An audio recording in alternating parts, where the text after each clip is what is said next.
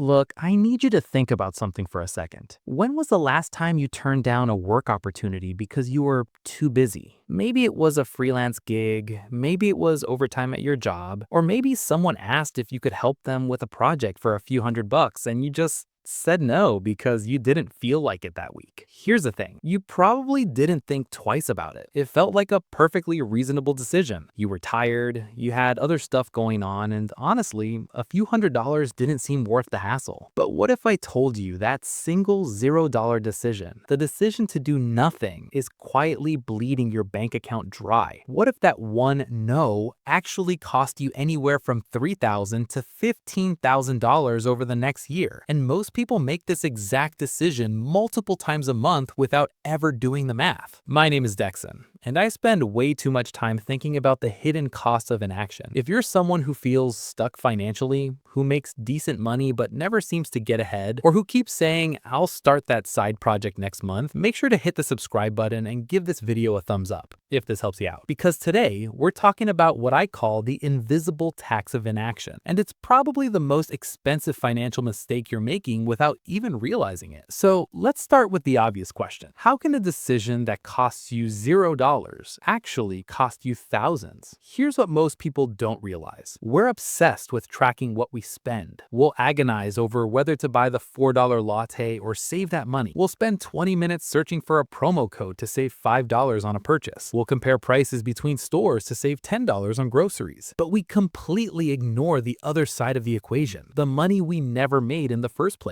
According to a 2023 study from the Federal Reserve, the average American household loses approximately $8,200 per year in potential income due to what economists call opportunity cost avoidance. That's not money they spent poorly. That's money they simply never pursued. And think about that for a second. $8,000. For most people watching this video, that's probably close to what you spend on rent for 3 or 4 months, and you're just leaving it on the table. Let me show you exactly how this works with some real numbers, because once you see this, you can't unsee it. Let's say you make $25 an hour at your regular job. Someone offers you a weekend project that would take about 10 hours and pay $400. You think, that's only $40 an hour, and I'm tired. I'll just relax this weekend. Here's what just happened. You made a $0 decision. It didn't cost you anything out of pocket, but here's the actual math. Direct loss, $400 you didn't earn. But wait, if you had taken that $400 and invested it in an S&P 500 index fund, averaging 10% annual return, in 1 year, that $400 becomes $440. In 5 years, it's $644. In 10 years, it's $1,037. So that one weekend decision didn't cost you $400, it cost you over $1,000 in 10-year value. And that's just one decision. Now, here's where it gets really interesting. Most people don't make this decision once, they make it constantly. Let's say you turn down opportunities like this just once a month. Maybe it's a small freelance job, maybe it's picking up an extra shift, maybe it's selling stuff you don't use anymore. 12 opportunities times $400 equals $4,800 per year in direct lost income. But the 10-year compounded value? $49,776. Look, I know what you're thinking right now. Dexon, that's not realistic. I can't work all the time. I need rest. I need my weekends. And you're absolutely right. This isn't about grinding yourself into the ground. But stay with me, because we're going to talk about the psychology of why we make these decisions in a minute. And it's not actually about being tired. Here's the thing that frustrates me about this topic. The reason most people turn down these opportunities has nothing to do with actually being too busy. There's this concept in behavioral economics called present bias. Basically, our brains are wired to value immediate comfort over future rewards. The pain of giving up your free weekend right now feels enormous. The gain of having an extra $400 in your account feels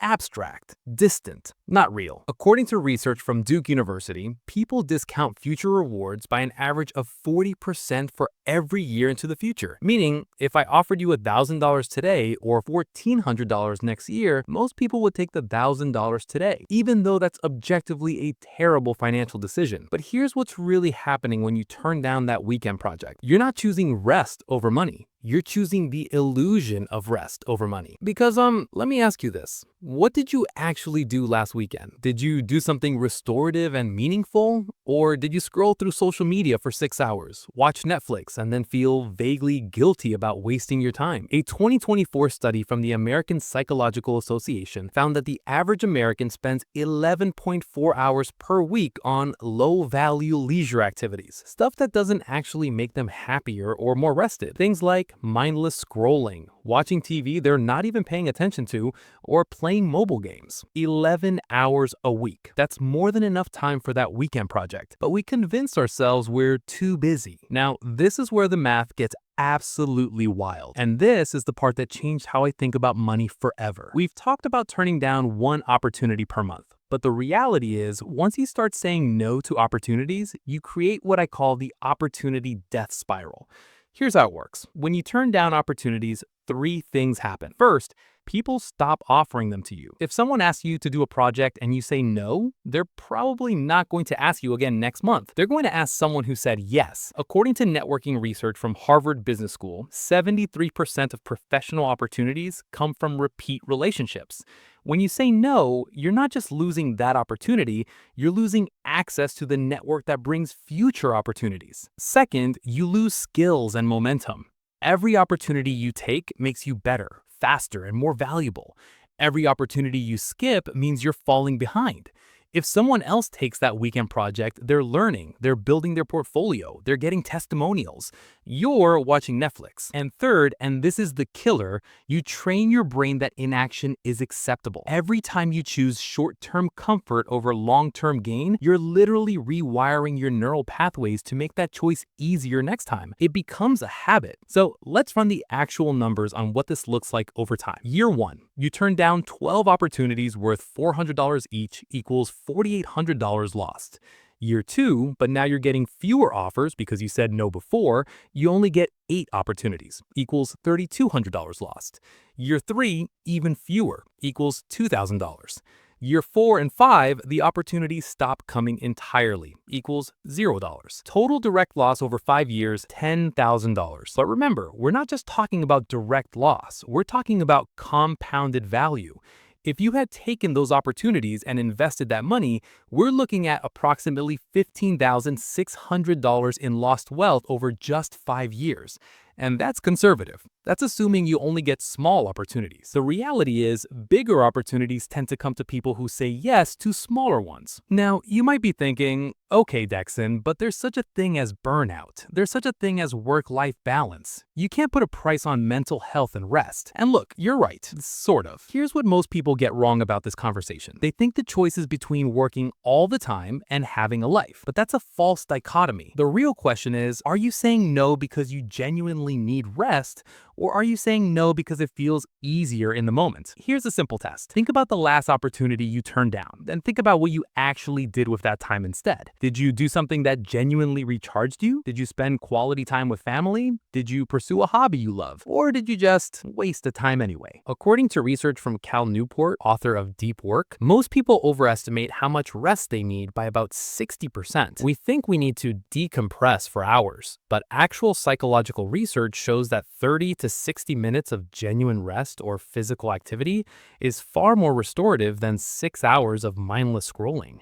So here's what you actually need to do about this. I'm going to give you a framework that completely changed my relationship with opportunity cost. Step 1, track your no's. For the next 30 days, I want you to write down every financial opportunity you turned down and why you turned it down. Be brutally honest. Don't write, I was too busy. Write, I didn't feel like it, or I wanted to watch TV instead. At the end of the month, add up the dollar value of everything you said no to, and that number is going to shock you. Step 2, the 72-hour rule. Here's the rule. Any opportunity that would take less than 10 hours and pay more than twice your hourly rate gets an automatic yes. But you give yourself 72 hours to find a way to make it work. This does 2 things. It prevents you from making snap decisions based on present bias, and it forces you to actually think creatively about your time instead of defaulting to, I'm too busy. Step 3, kill your time vampires. Remember those 11.4 hours of low-value leisure? Find them. Track your screen time for 1 week. Look at where your time is actually going. For most people, you'll find that you have 5 to 10 hours of completely wasted time that you convinced yourself was rest.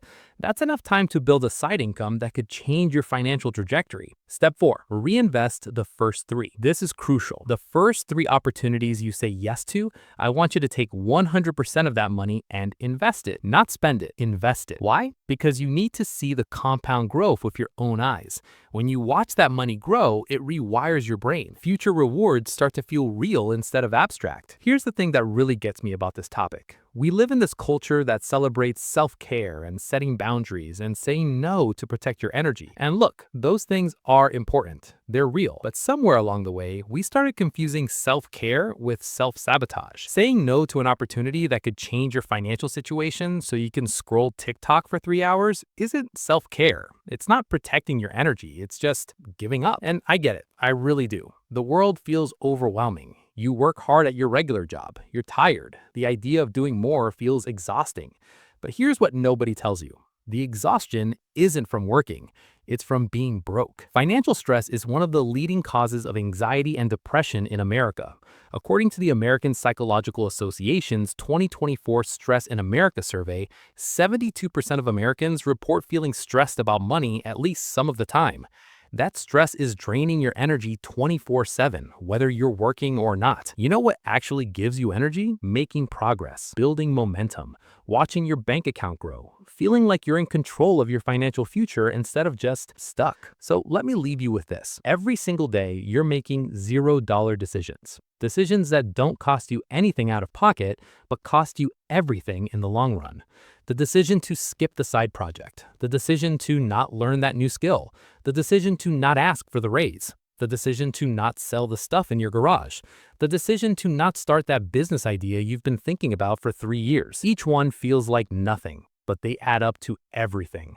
I want you to imagine 2 versions of yourself 5 years from now. Version 1 said yes to the uncomfortable opportunities, said yes to the growth, said yes to the weekends that felt hard but paid off. That version of you has an extra $15,000 to $30,000 in the bank, a growing network, new skills, and momentum. Version 2 said no, chose comfort every single time. That version of you is in the exact same place you are right now, probably making the same money, definitely having the same financial stress, and wondering where the last 5 years went. The crazy part is, both of those futures cost you the same amount out of pocket, $0. The only difference is the decisions you make starting today. So here's my challenge to you. This week, say yes to one opportunity you would normally turn down. Just one. Do the project, pick up the shift, sell the stuff, take the meeting, whatever it is. Not because you need the money from that one opportunity, but because you need to prove to yourself that you can break the pattern. And if this video helped you see your $0 decisions differently, make sure you hit that subscribe button because we're going to keep breaking down the psychology and math of money every single week.